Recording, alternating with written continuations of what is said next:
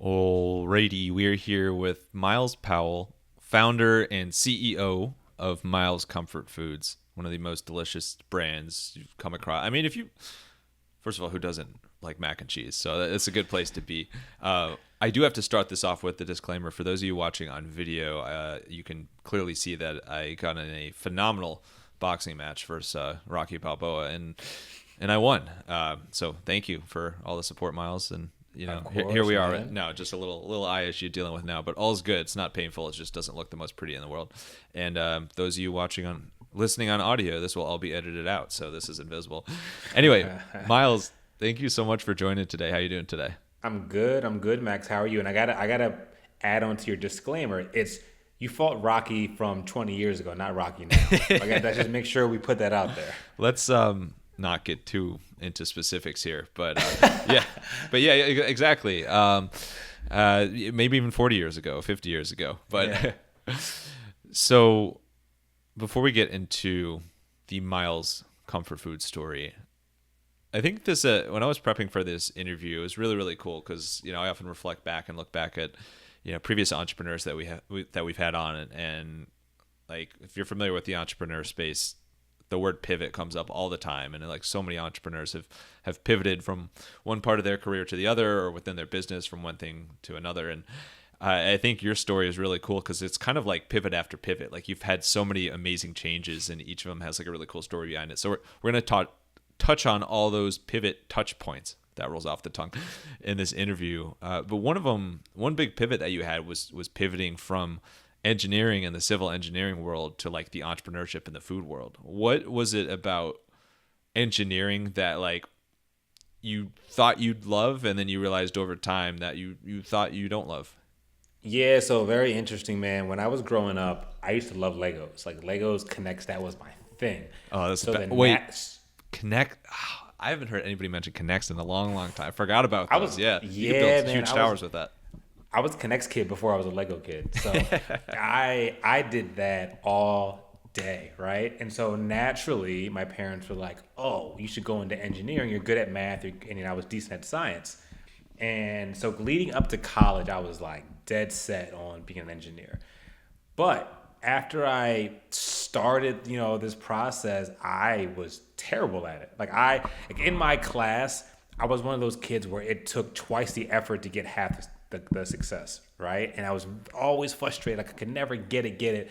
And even when I graduated, there was like empty feeling of, okay, now I'm ready for a career, but none of these career options are appealing. But I ignored it. I'm like, okay, I'm going to get a paycheck. I'll love it eventually. But man, it's my second day on my first full-time job. I'm sitting at my cube. I'm looking at the walls, and I'm like, wait a minute. I got to do this every day for 40 years. And my brain broke. I'm like, there's no way. So that's what really began this transition into, well, what am I going to do? I can feel that. It's very real about the scary thought of like, wait, am I going to do this forever? And so it's really cool that you did something about it. But what were after you had that deep, like really scary moment, and after you were probably exhausted from those years of building connects things, what was the first step that you made to actually kind of change your life like that? For me, it was kind of a natural progression where, after work, this was the first time in my life where I'm living alone. I have that free time every day. And so I ended up just starting to cook a lot of different recipes. It was a way for me to stay connected to my upbringing. It reminded me of home. I love to eat and I like to cook. So I did that a lot. Like it was every day. It was like making a full meal for one person. But then I started a food blog to express that creativity. It was like my outlet, right? And this is before TikTok. Instagram was just starting. So this is like you were at Facebook or you were blogging. So when I started this food blog, I really got into it. And I got into it so much that I ended up applying for this cooking competition on the Food Network.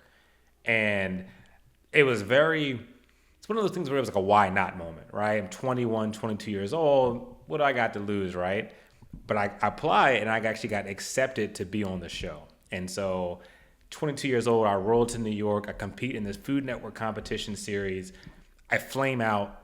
episode 1 because I'm a rookie chef, right? But I came home from that show and I'm like, yeah, this is what I want to do.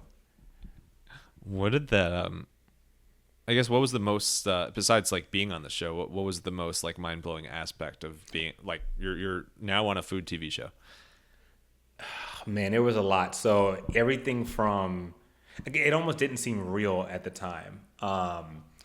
One of the things was how much production goes into it. Like I was there for 3 days before even going on camera, and I was only on camera for 30 minutes or maybe an hour, right? I almost felt like they were putting us in a box to like, because they don't tell you anything in this situation. They're like, just show up and we'll tell you from there. I was a nervous wreck for days straight, so much so that like my nerves broke permanently. So now when I do things, I don't get as nervous anymore because nothing compares to that. There was a moment though, like I told you, I was in grad school. There was a moment where I was doing homework at my kitchen table. This is after the show, after we filmed, and I'm doing homework and I've got the Food Network on in the background, and I hear my voice on TV. I look up and I'm like, oh my God, I'm on a commercial. And that was like the most unreal moment ever. What you were saying about how it kind of trains your nerves. This is a very like silly example. Like it's not even me. It's just, being a fan of sports teams. But I felt that same thing with like, if you ever, as just a sports fan, if you ever experience like a really, really bad loss, sometimes the losses are so bad that it kind of like trains you for future years to be like, you know what, at least it wasn't as bad as that one time. So for me, it was my junior year of college. I went to IU and we were like #1 basketball team. It was like if IU was going to win a title, it was going to be that year. And in the Sweet 16, we lost to Syracuse, like totally unexpected that year. And, it was also like, if they were going to win when I was at school, that was like the time for it. And it was just total shock. And I was like, I took that loss so hard. Like I struggled to accept it. And then going forward, it was just kind of like, you know what, whenever like they lost or whenever any of my Cleveland teams lose, not that I handle it the best in the world, but it's never as bad as that one loss is. Yeah. So in a very different, twisted way, sounds kind of like what you experienced with the TV show. That's what it was, man. Like that was so surreal. And as quickly as it happened, it ended. And then it was like back to reality. And it was like, I still can't, even to this day when I see it, it doesn't look like me. And I'm like, that's wild. So you're already a VIP guest of this podcast because you use the word wild, like you just naturally rolled it in. So you're a true wild entrepreneur yourself. But let's get to Myles Comfort Foods. So you foreshadowed the transition to food, the pivot to food in that sort of world. A little comfort food birdie told me that actually when you started this business, there were a couple things different about it. One of them was that you were focused on like sauces, like barbecue sauces, which is very different from what you're doing now. What led you to, I guess, going into like the sauce business? My senior year of college, or leading up to it, was the first time that I had an internship. So it was my first time getting like decent money, right? And so that quote unquote decent.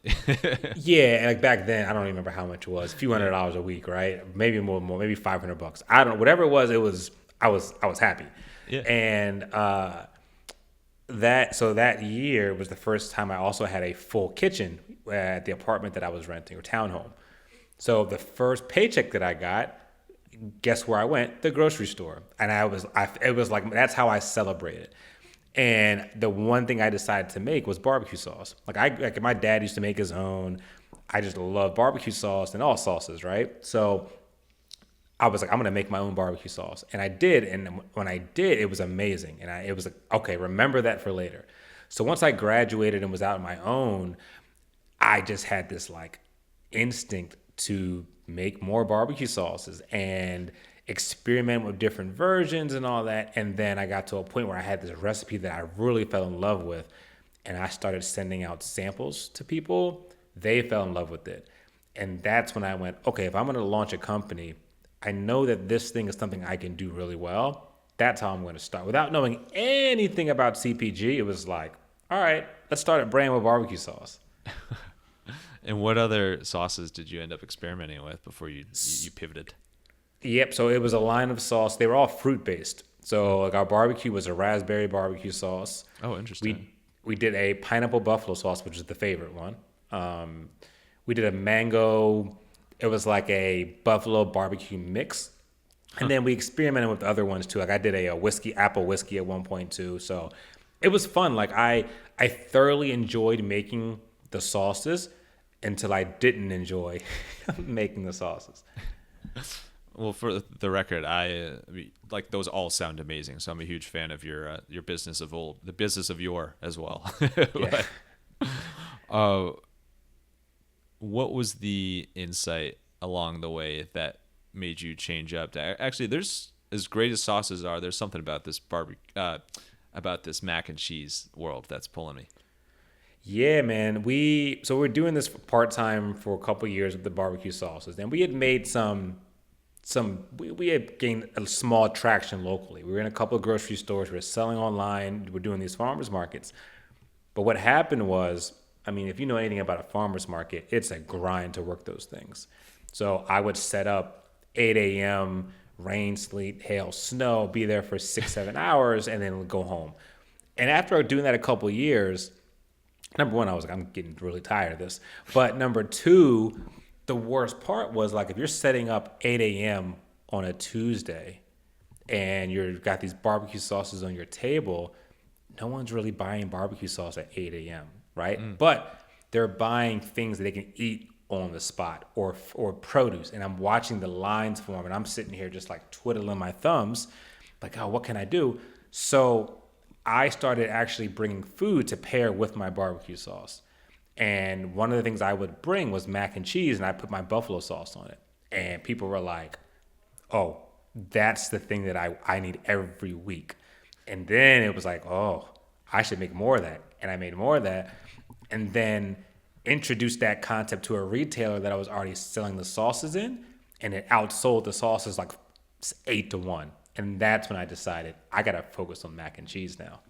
Oh, that's great. That's just like great entrepreneurship fundamentals that you were doing right there. It was like, I mean, you were getting out there in the first place. Like you created something, you got it out there, and you got like, quickly. Well, it probably didn't feel so quickly through the sleet and hail and all that, but customer feedback and user feedback about actually this is really good and this is the thing to focus on there. And then also you had the mindset of staying open to.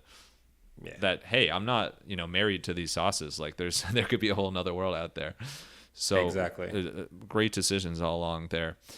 The other point before we get too far in this, the other point that you changed along the way is changing your brand name from 8 Miles to Myles Comfort Foods. Yeah. Which shout out Eminem in the movie, and I appreciate a good pun, so you couldn't resist there. But like, yeah, what advice do you have for any entrepreneur out there who has a brand and is like considering, like, it feels like a rebrand is needed? Yeah, that's a tough one. So on my end, the rebrand wasn't solely because of the name. It was a bunch of factors. So we were 8 Miles for 6 years. What I ignored and what kept happening was people would say either two things. Either one, oh, you from Detroit, right? And I would say, no, but I like the movie. Or they would say, something along the lines of, oh, I don't understand the name. Like, and I would try to put meaning to the name as an afterthought. And that was very hard. Like I tried to say at one point, we'll do 8 different sauces. And it was almost being forced. At the same time, the brand itself wasn't built on a solid foundation for growth. Like the brand itself didn't have enough meaning. The logo, I mean, it was done. The brand, even when we got to 500 or 1,000 doors, things just seemed misaligned. So when we rebranded, it was a perfect time to say, hey, let's also change the name to make it more meaningful and to have foundation to what we're actually doing today. So we didn't get rid of the name, but we made it the entity as the corporation, and now we're under that. We're Myles Comfort Foods. And I think Comfort Foods has such like it's in the name, but yeah, it has such like a warm, satisfying feel to it. It's almost like you're being hugged by your brand name, which is pretty cool that you have that connotation there, whatever it's called. once you so like, and now if you check out your products, if you see them on the shelves or on your website, like the packaging looks great, the name looks great, like it's very, it's very clear, it stands out what it is. um like any fan of mac and cheese, I think it's like the original mac and cheese is always so good. And then what Yeah. you've did is you take it to the next level. It's like, wait a second, we have like the buffalo one, we have like a Philly steak and cheese one, which when I read those flavors, like my eyes and stomach just lit up. So you're doing a good job with those. But Thank you. I think it's really interesting in the frozen food space. Like, what would you say like the biggest differences about making like, homemade, ready to eat right now, the mac and cheese recipes versus like preparing something to be frozen food and, distributed to customers that way? So I'll tell you a funny story. When I was first starting with the mac and cheese, I was pitching Whole Foods as one of my potential clients. Now, I was lucky enough to have already had conversations with Whole Foods. So this pitch came from like years of just like grinding the pavement and getting to the right people. At that point, though, what I was presenting to them was like a prototype of the mac and cheese. And it was basically exactly how I make it at home, freeze it and give it to them. The problem with that is it's a lot of cheese, which means a lot of cholesterol, a lot of sodium, a lot of everything. So from a nutrition label standpoint, it does not work. It is atrocious. Like, don't get me wrong, it tasted amazing. But when they tried it, they're like, this is great. And they flip over, read the nutritionals, and they're like, oh no, this ain't gonna work. So That's why that this was is so great. yeah, exactly. So then I went, okay, I got to figure out how to still have it taste great, but be a little more nutritionally friendly without skewing all the way to being healthy. Because then there's no point of doing what I'm doing. So it took 2 years, maybe even 3, to get it to the point where Whole Foods finally went, yeah, we like this one. But you start with the premise of I'm going to make it like I'm making it at home, right? Without having to add all this extra stuff that you can't normally buy at a grocery store. Well, you mentioned Whole Foods, obviously big iconic store retailer there. I heard that it was like a very non-traditional way that you got the ball rolling with Target. Can you share that? How you got distribution there? Man, yeah. So that's a moment I'll never forget. This is 2019, the winter of, so late, maybe December or so. I was still working my corporate job, and I get a message on LinkedIn, and it says, Target buyer message. Hey, I've seen your brand at so and so location. I love it, but love to chat. Now, my first instinct is this is spam. There's no way this person is real. Cannot be real. Yeah, I'm at Target, because at that point we were probably in about 200 stores. We're still really small in the grand scheme of things, probably less than. So I'm like, no, this ain't it. So we end up talking, and it's very real. So now I'm like, this is amazing. And leading into 2020, we all know what happens. So pretty much all considerations cease for months. But me being pushy, I probably follow up in like March, April. And I'm like, hey, anything I can do to help? Any word? This guy, man, I still want a good friend of mine today. He goes, right now we are struggling as a corporation because we can't keep shelves full because we're having distribution problems. Frozen is the place to be because everyone is panicking, right? Can you just fill up shelf space? Like, I'll give you the authorization letter. Can you go to your local Targets and put your product on shelf? And I'm like, duh, yeah, I can do that. So every morning before work and at night, I would drive my product to these Targets. I'd walk in with a case, give the letter to a manager because it looks a little funny. And I'm like, read it. I'm good. I'm going to put this on your shelf. And I did that for a couple of months and was able to, on board with the Target system, get good sales data. They were finally able to catch up, and they were like, okay, thank you, but now we're going to go back to normal here. But that gave them the confidence in me that I could deliver. And so months went by. Literally deliver. Literally deliver. Yeah. And then so when we reconnected, they were like, all right, we like you. Let's get you rolling as an official vendor. That's an amazing opportunity. That sounds like a dream come true for any CPG or food brand of, hey, can you please fill up more of our shelf space like that? Yeah, Somebody it was worked wild. so hard for that. It's kind of crazy looking at your journey of, like, obviously at the start it was like you and your brand new apartment kitchen. making these sauces and then the mac and cheese as well. Obviously, at a certain point, if you want to scale, that you just can't simply be like the one person making that anymore. What's been helpful, or I guess what's been like key for the brand in terms of making sure that you can actually scale up your production? I learned the hard way. So when I went from in-house production, so I did it in stages, right? Once I got to a point where I was not legally allowed to produce in my home, I first went to a culinary institute that happened to rent out their kitchen at night when the school was not in session. So I did that 3 times a week. That was my first time using a commercial kitchen space, which is a lesson in itself, right? And like even how to use a dish pit. Like I remember walking in the kitchen and being like, what is that thing like that you open up and you put dishes through? Like it's not a dishwasher. It was very confusing. So is that the thing that gets like when they open it, it seems super hot, like it's super steamy? Yeah, that's the one. And I walked in and there's no help there, so I'm just looking at it like, oh, okay. So like it's like, and even using, and now my pots are big. Like everything is bigger, but I'm still very small. So I did that for a while, and then I moved to DC and got into a bigger space. Now I'm dealing with even bigger equipment.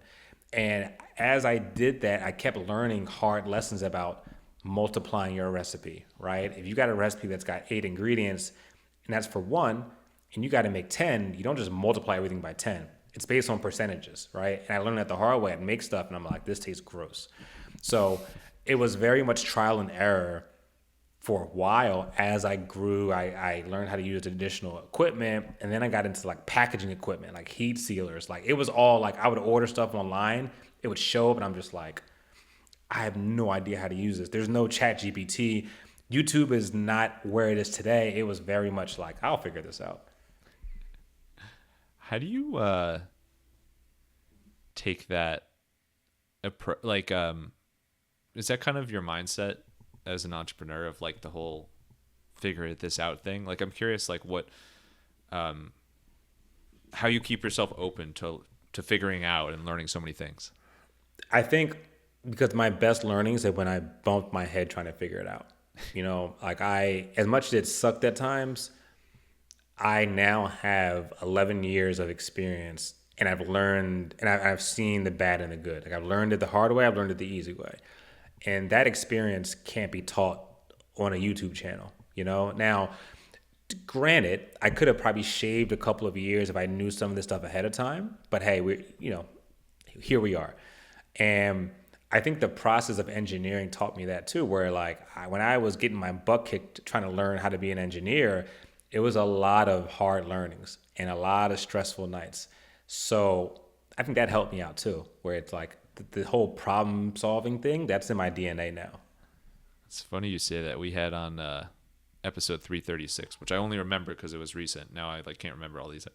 We had Sean David Nelson on from Lovesack. So just like amazing story. But he literally titled his book and podcast, Let Me Save You 25 Years, because he's like, there's so many things that I learned along the way that would have saved me so much time as an entrepreneur. So like his whole platform is like giving back and trying to save entrepreneurs time. So it's like right on the nose of what you were saying. But your story about bonking your head so many times, and those are the best learning moments. Can you share an example of that? It's something that you really your head hurts a lot from it, but it was really important. Oh, man, so there are so many of those moments.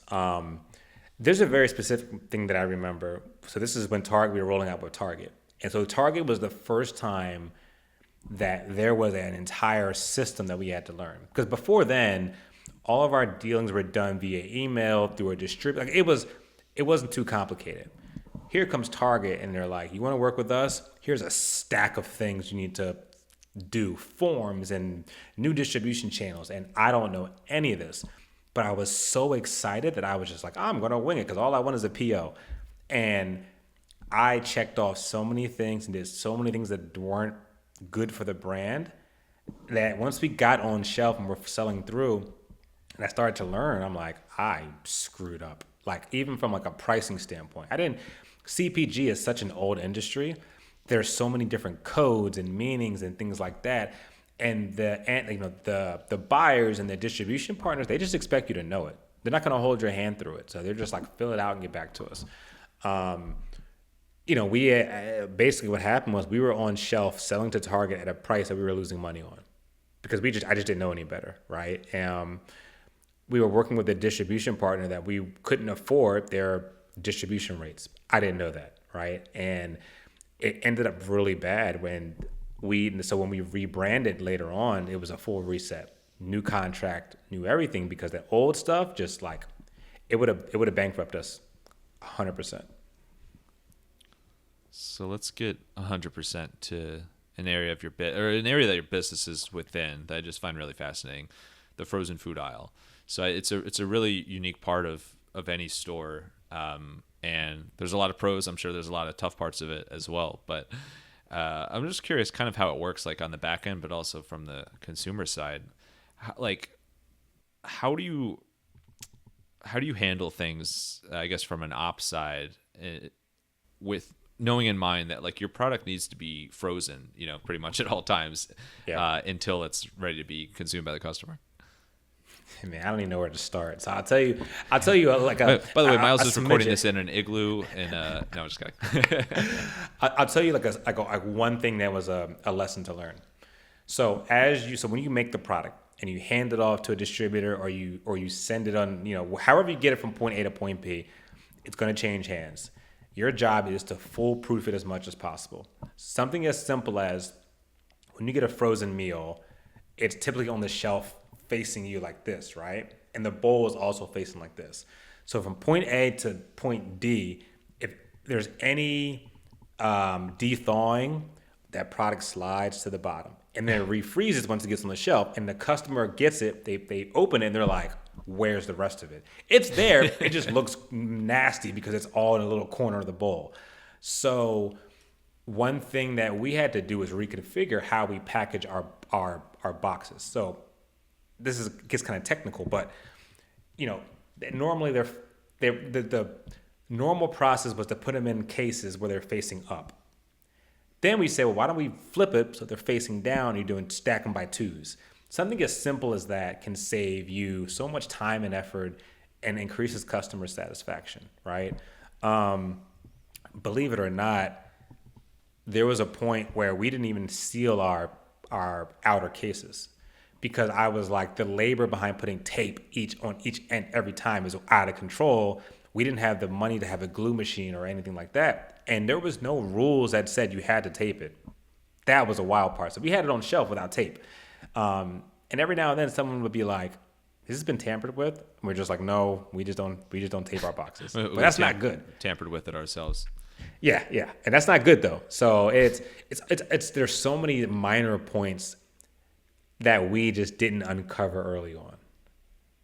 How about on the? Oh, by the way, that was your second drop of the word "wild" in this episode, so I appreciate that. There you go. It's just second nature at this point. I'm blown away. Yeah.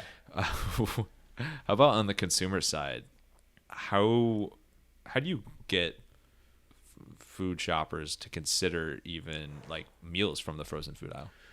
Very hard. That's our biggest mission right now, right? That aisle is one of the least traveled aisles in grocery stores. Probably just because it's cold. That's one of it, right? But it's also not the most exciting aisle. Like if you think about it, when you walk down, all the glasses are frosted over, so you can't see the product very well.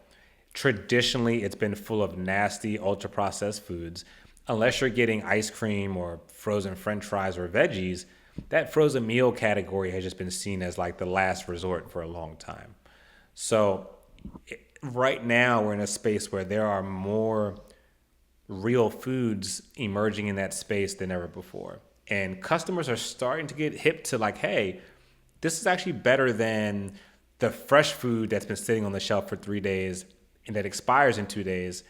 I can get this frozen thing that's going to last for a long time. It still tastes like a homemade meal. But it's definitely, you're talking about correcting 50 years plus, 100 years of this thing that has been taught this way. But we're getting there, right? I mean, I think that from an educational standpoint, we're getting there. I think that's a golden insight there. I think stores should just have like a rack of like winter coats and parkas, and people can put those on and then walk through the aisle, and then they're exactly, they're good. They can spend all day there. What else? You mentioned how you had to like change the ingredients to make sure that it was more nutritional with, freezing it in mind and shelf life in mind. What other things have you had to keep in mind when it comes to knowing that you're making a product that's going to be, essentially like on shelf in an ice box once for a while? We're very fortunate that we took a very natural approach and worked out just fine, right? So we didn't have to add anything weird to extend shelf life. It was more tinkering with the recipe to make sure the taste is optimized, but also that it is at a price point that is doable. Now, that's a hard one too, because there is a ceiling for a lot of consumers of what a frozen meal should be. And the way to combat that, which we never did, was be very bold about price point and offer something that's very unique. In our category, we don't feel we have the luxury of being like, okay, it's $10 for this 10-ounce pack, right? So we have to keep that in mind too. Pricing is that's a hard lesson too. If you want, because pricing is value determined. Like, I personally would never buy an $8 Frappuccino at Starbucks. Millions of people do. Me too. Nothing against Frappuccinos or Starbucks. Nah. but the people that buy it see $8 of value. The same way, there's a name a product where I'm not willing to pay for that, and then vice versa, where I'm like, I'll pay top dollar for that and someone else won't, right?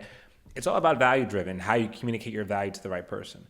That's something you have to learn early on. A lot of entrepreneurs, we get into the game and we're afraid to charge the price that will make the company work because we look at our competitors or whatever's happening and it's like, people aren't going to like it. People buy what they think it's worth to them. The same reason why during a recession, Mercedes are still being sold. Porsches are still being sold. You got to be very confident about what you offer and what the price should be to fit that value. Well, Myles, you provided endless value already, and we're going to put that to the test because we're going to wrap up with some rapid-fire Q&A. You ready for Let's it? Go. Let's go. This is the gauntlet. I apologize for how scary and intimidating these questions are. All right, let's get wild. What is the hottest sauce you've ever had as a consumer? Oh, yeah, easy. What was it called? Death Wish, I think it was called. I had it. Anything with death in the name, you just know it's at least like Carolina Reaper or like. Yeah, man. It was one of those things where, so funny enough, it was a gift, and me and my friends had a drop, and it was like crazy hot, right? Weeks go by, it's still sitting in my cabin. I'm like, I'm gonna try it again. I'm by myself, and I put a drop on a chip. And stupid me goes, I handled that very well. I'm gonna do it again. And I did it a second time. Like my body temperature, like I don't look the cartoons, right? It just like I could feel the redness coming up all the top of my head. It was bad. So that was definitely the hottest. Your eyes pop out of your head, smoke comes out of your ears. Oh my god. It was bad. Yeah, the whole spice thing's really interesting because like there's like research behind it now that like it's literally addictive. Like spice is addictive, and so like people are always like.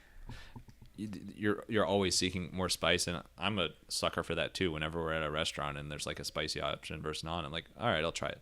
As long as it's not like too spicy, but yeah, there's got to draw the line somewhere. Exactly. What besides the TV production notes that you kind of hit on before, what else about being on that Food Network show? What kind of caught you off guard about being on camera and like on set like that? One thing was, how they what's the word? They make it very dramatic. Dramatize? Dramatize? Dramaticize? I don't know. Yeah, something like that. So, how there's like 30 seconds left and you see them scrambling? At least for me, I was scrambling into the last second. It was wild. Like literally the last second, I wiped my plate and pushed it to the front. Oh, so that part was real. It's not like that part. Yeah, they finished 10 minutes ago. Yeah. That part was real.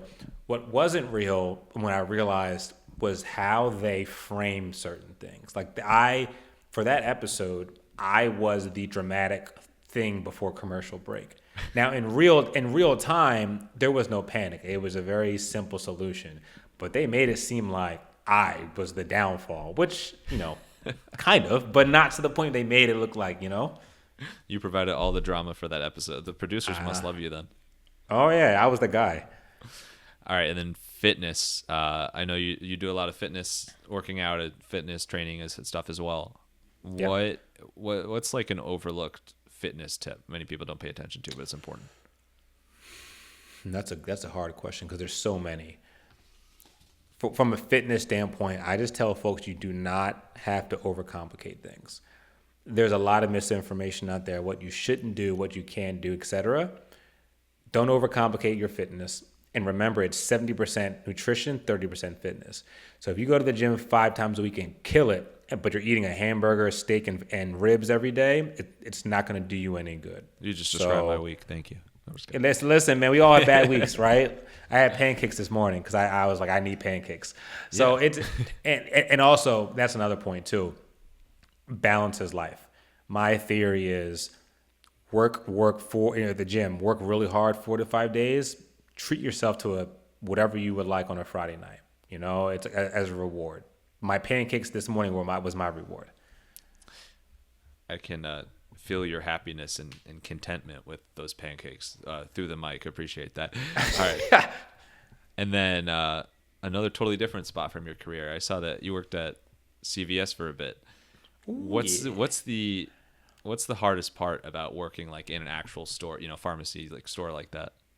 Man, that was when I was in high school and into college. Honestly, this is not an exaggeration. That was my favorite job.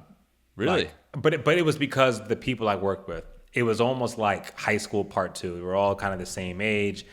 It was my first time making money, right? And it felt really good. I'll just be honest. And it was that was my first real customer service job. So dealing with adults as a 16-year-old, right?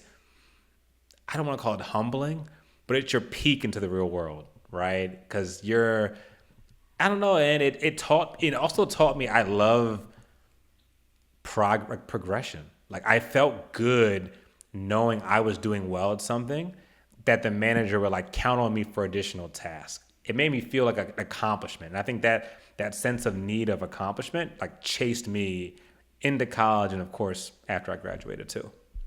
It's always really cool to hear about those high school jobs and what you can learn from it. And like, obviously you're an example of that, of some of those lessons, personal and professional, stick with you throughout your life and career. Yep. I had a summer job for a couple of years in high school where I was a t-shirt printer with like ink screen printing. Yeah. And I realized that, well, like one, it was cool because we just like rocked out, like listened to music the entire time. We were like on our feet moving around and got to be really efficient, and attention to detail and all that stuff was great, and being consistent with it. But I also realized I cannot do manual labor. Like that's not for me. Like sitting down or at least like working on the computer seemed pretty good after that, which is pretty funny. But all right, last thing. What is like the ultimate best beverage choice to pair with any of your Myles Comfort Foods dishes?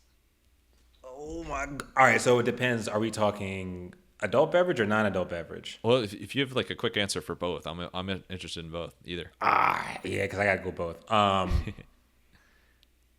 Good Lord, beverage. All right, so I'll go adult first. Adult. I tend to think of this as like a Thursday. I'm tired. I just need something that's gonna make me feel good mentally.